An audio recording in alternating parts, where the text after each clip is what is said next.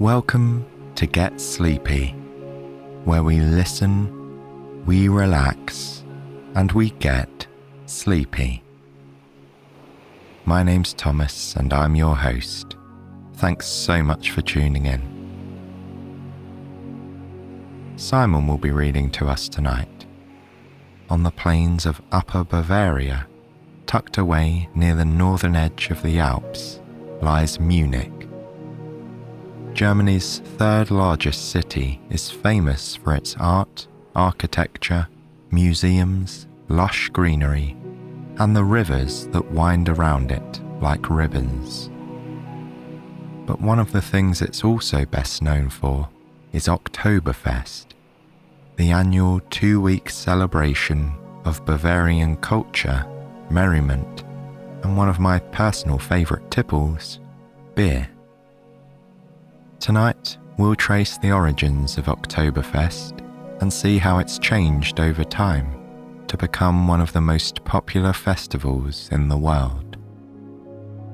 But don't worry, we'll be keeping things relaxed and sleepy as always.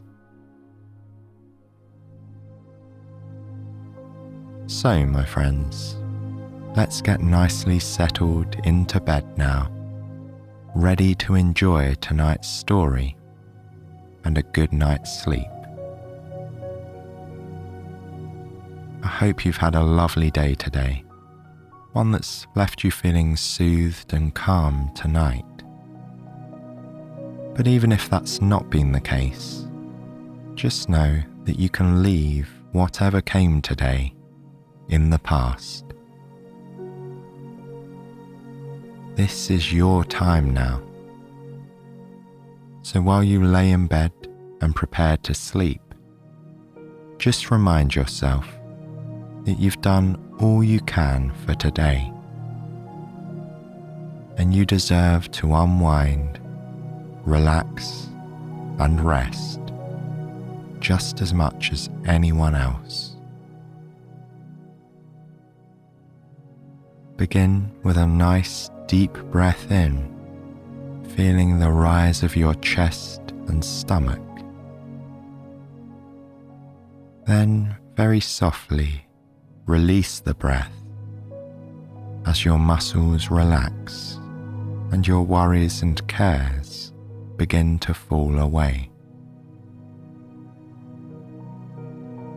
With each deep breath, you can imagine any disruptive thoughts or any tension you're holding rising to the surface in line with the motion of your chest and stomach. And then, when that breath is released and the body drops back down, those undesired thoughts or areas of tension fall through the mattress, all the way down into the ground and into the earth, where they are absorbed and removed from your body and mind.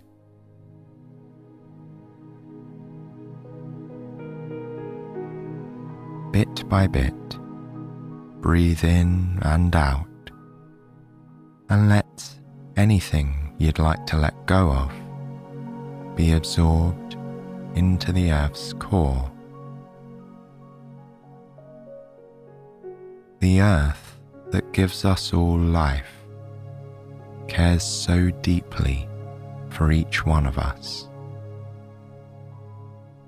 and it can assist you tonight in relieving you of stress, tension, or any sense of responsibility.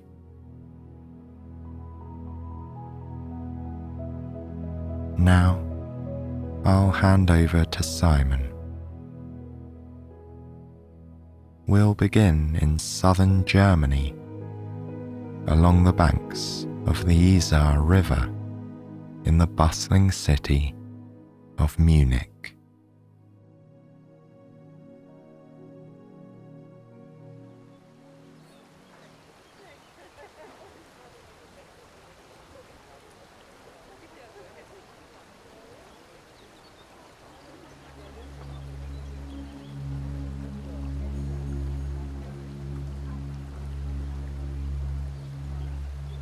Standing in the busiest corners of the city, you may find yourself surrounded by tall buildings, vying for a place on the skyline with historic church towers and apartment blocks. Munich is a city of commerce and sports, automobiles and biotech.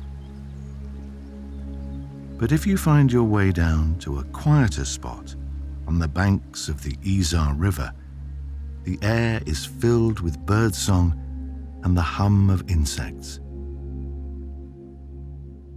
A breeze rustles the heavy green branches of the trees, and the river gently laps against its gravel banks. You enjoy the touch of cool, crisp air on your skin and feel all of your worries disappear.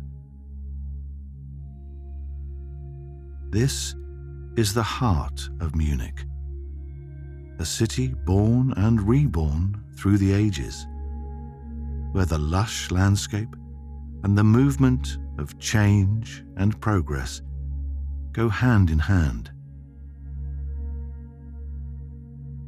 To see the spectacle of Oktoberfest in this day and age is to be swept up in a 2-week whirlwind of Bavarian culture, tourism, and celebrations, lasting all through the day and night. Beginning in late September and continuing through the start of October, the festival draws as many as 6 million attendees every year. They enjoy live music, parades, dancing, and lively conversation in the enormous tents and halls that house the celebration. And in total, about 2 million gallons or 9 million litres of beer are consumed. But what has turned into the world's largest folk festival traces its roots back more than 200 years to a royal wedding between two very interesting characters. The year was 1810. Crown Prince Ludwig I of Bavaria was set to marry Theresa Charlotte Louisa of Saxe-Hildburghausen. At the time, Bavaria was emerging from a state of upheaval. Much of Europe had been involved in wars and internal struggles for power and land for centuries. Borders were often redrawn.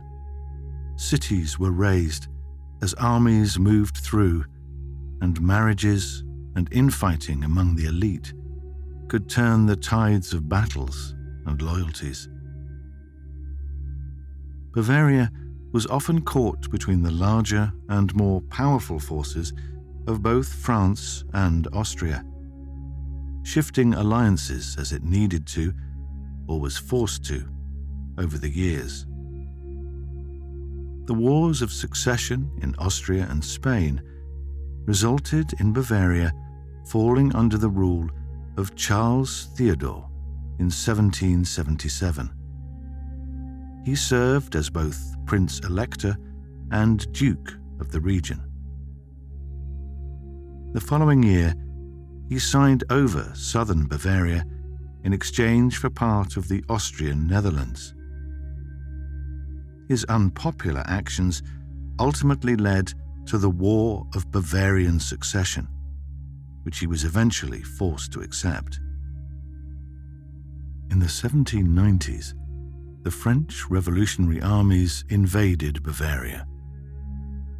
Charles Theodore ran away to Saxony.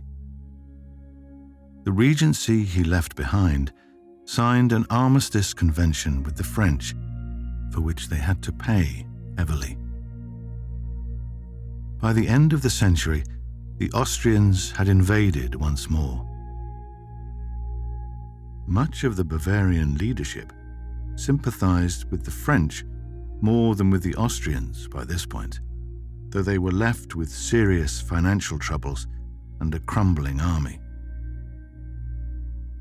In the early 1800s, Bavaria made a formal alliance with France. Bavaria was given control of several bishoprics, abbeys, cities and villages. During the War of 1805, Bavaria fought alongside the French as Napoleon's star was rising. And finally, in 1809, just a year before the marriage and the first Oktoberfest, Bavaria and France took up arms against Austria. The alliance would shift again before the end of the Napoleonic campaigns. But as we settle into the year 1810, we find Bavaria in a moment of calm amidst a storm of politics. In Munich, at the start of October, preparations were in full swing for the upcoming nuptials. The bride-to-be, Theresa, had been on a list of potential matches for Napoleon. But when he married Marie-Louise I in April of the same year, the wedding with the Bavarian crown prince was planned instead. On October 12th, Ludwig and Theresa were married in Munich. A grand celebration was held in their honor. Ludwig's father, Maximilian I Joseph of Bavaria, invited the citizenry to attend a gathering in a large field near the city gates. The location of the first Oktoberfest was called Theresienwiese, or Theresa's Meadow, in honor of the new princess. Over the following years, the festival itself earned the nickname Wiesen, or Meadows, among locals, something you'll still hear used to this day. One of the highlights of that first celebration was a horse race on the green. It proved to be so popular with the townsfolk that they eagerly awaited the next Oktoberfest, when the horses would return. And return they did, along with other animals and the people who raised them. The next year, the Bavarian Agricultural Association took over the festival, combining it with an agricultural fair. Farmers shared their achievements, and people came from all over to the meadows to enjoy the atmosphere and each other's company.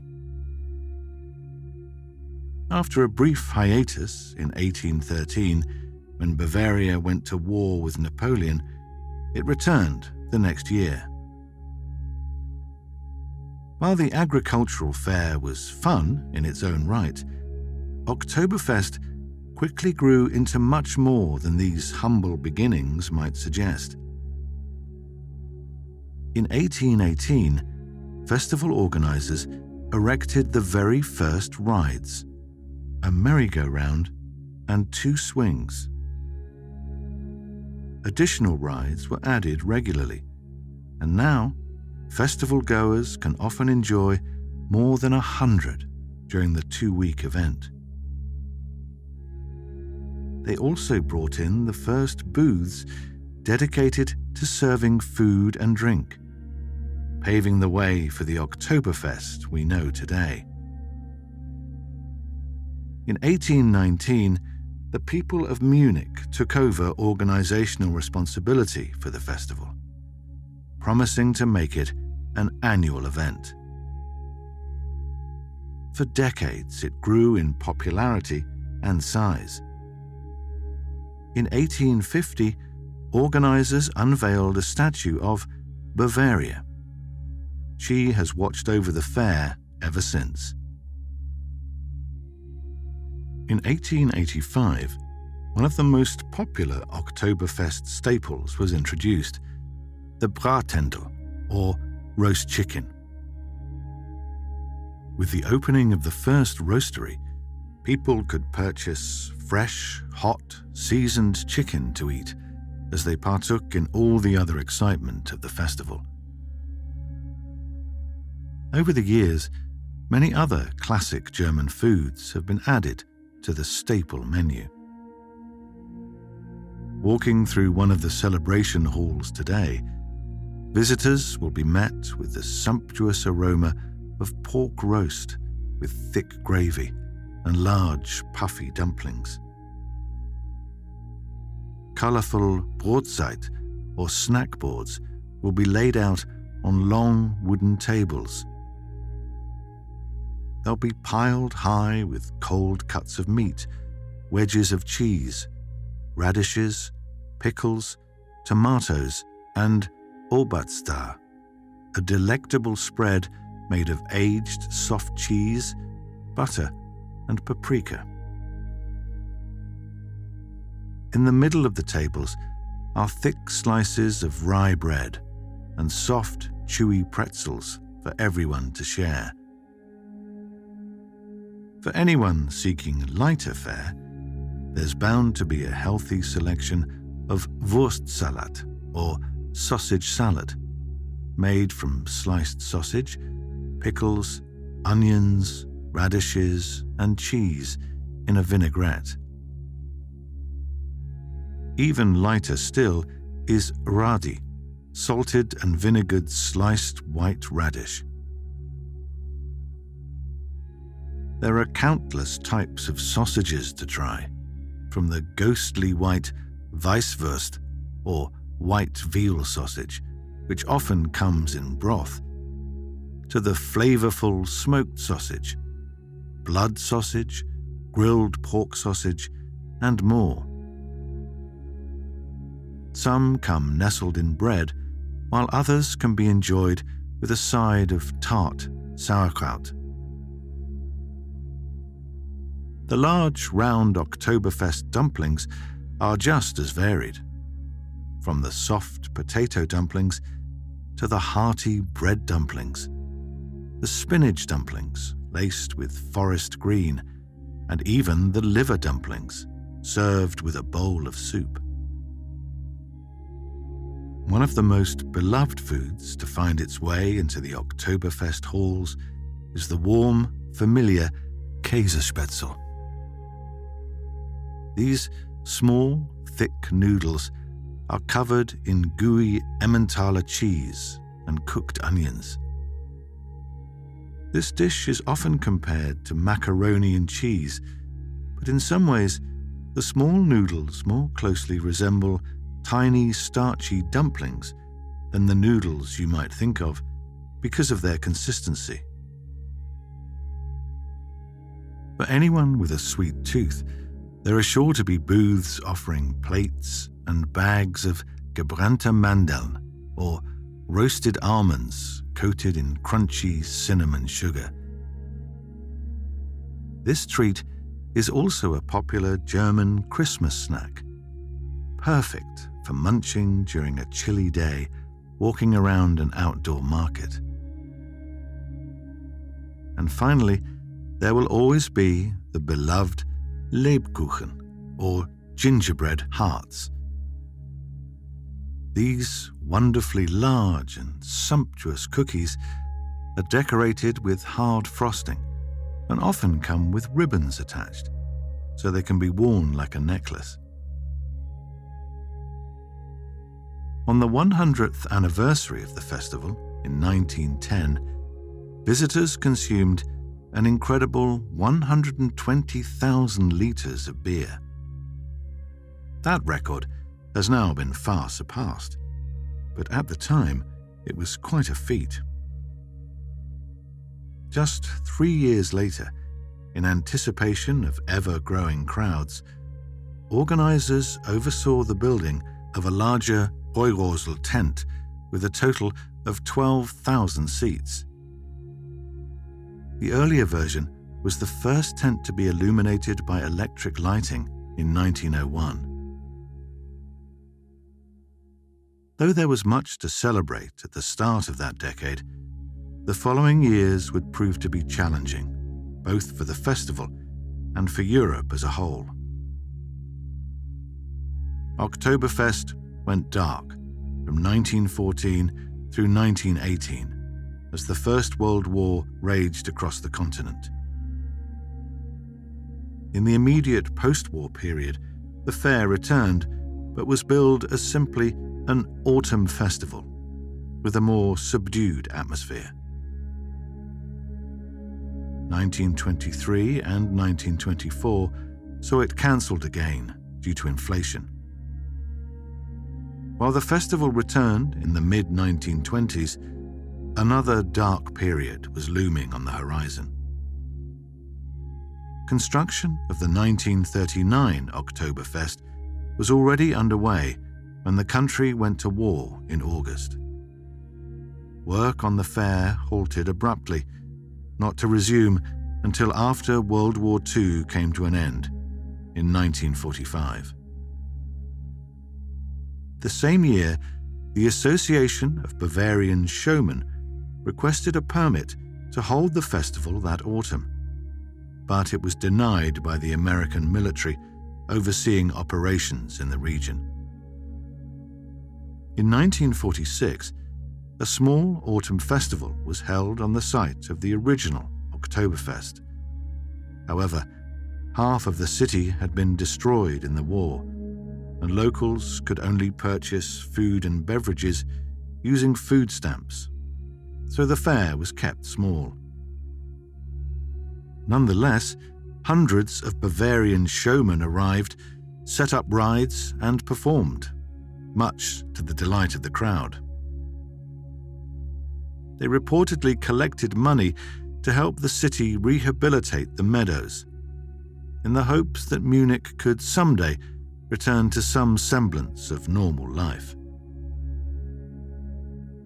The military government in power at the time didn't allow recreational shooting galleries, which had been a mainstay of prior festivals, so the showmen replaced them with ball toss booths. The festival lasted for more than 3 weeks, proving that people wanted to find ways to come together, even after one of history's darkest hours. In 1947, the Autumn Festival returned with a single tent, which sold a record-breaking 1.5 million litres of beer. Food shortages in Western-occupied parts of Germany meant locals faced empty shelves at stores, so they spent their money at the festival instead. The following year saw the opposite problem. After a currency reform, people were left with little to no savings and tightened purse strings. But despite a lack of cash, many people spent what they had on the food they had missed so dearly during the shortages: roast chicken, sweets, and more. Finally, in 1949, the decision was made to officially hold Oktoberfest once again. Despite concerns from the Munich City Council about potential pushback from the Americans, they went ahead and greenlit the festival. The World War II period remains its longest hiatus in history.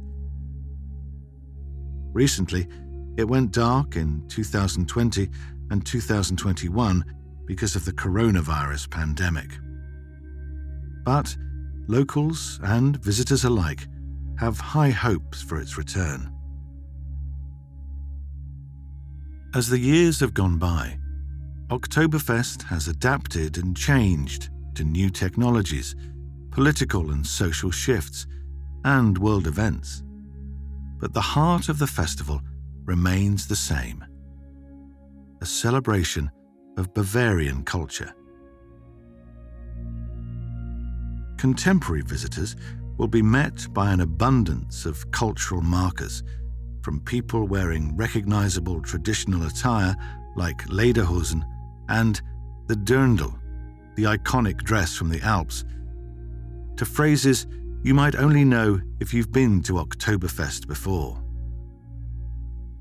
To open the festival every year, the mayor of Munich taps the first keg with the words "O zappt is," or "It's tapped." The beer halls are sponsored by the 6 major breweries in Munich. The halls are constructed from wood, and while they're sturdier than tents, they're meant to be taken down at the end of the festival. A visitor might wander from hall to hall or spend a lazy afternoon enjoying the ambience of one in particular. Walking inside one of the larger halls, you could survey the tables and find one with plenty of room. Taking a seat, you could listen to jolly tunes being played by the musicians on the bandstand at the front. All around you, friends gather close, chattering happily over drinks, or sit in companionable silence, watching the music as you're doing. Just then, some familiar notes drift through the air. You recognize the start of a song you've heard before, perhaps at one of the other halls you passed by earlier. Your neighbors on both sides begin to sing along with the musicians. Ein Prosit der Gemütlichkeit. Roughly, a toast to well-being. It's the most popular song of the 2-week celebration, and you can certainly understand why. You feel a smile creep across your face at the sight of so many happy people all together in this jovial environment.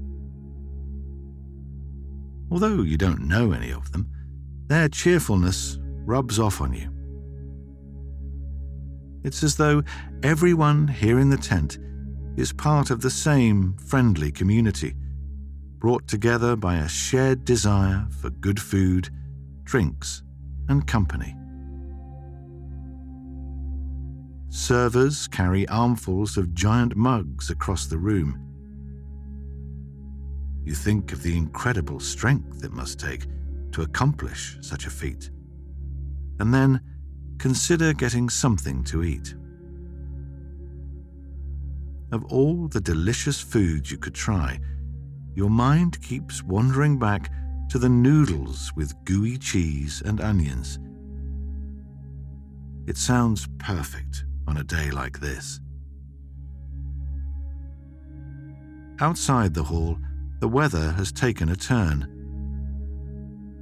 It's a bit cooler than it was this morning, and there might be rain later on. The first bite of this classic dish warms you to your core. You take your time savoring it, letting your thoughts linger on the sweetness of the onions and the richness of the cheese. The noodles are spongy and light. Once you're finished, you close your eyes. Although it's not quite early evening, you feel yourself getting sleepy. Your mind moves with the lilting music up and down through the history of this event. From its royal beginnings to its humble agricultural interlude to the bustling folk fest that draws millions of people each and every year. You are grateful for this moment of respite, this celebration of culture, this recurring commitment to relish the good times. This is Oktoberfest. Wiesen to the locals, here in this timeless city of Munich. Good night and sweet dreams.